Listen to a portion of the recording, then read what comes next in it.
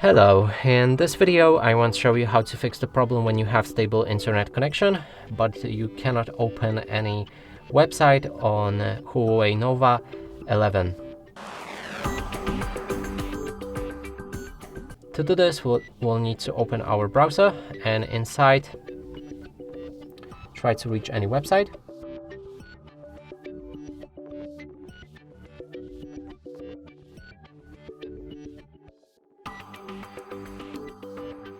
And we have this error.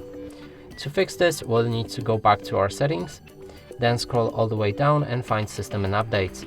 Enter date and time, and here set time automatically. Now if you go back to your browser and try to reach the same website,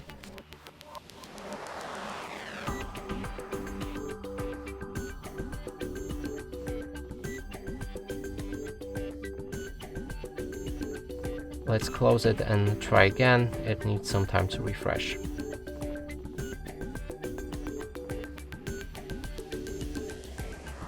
Now it works fine.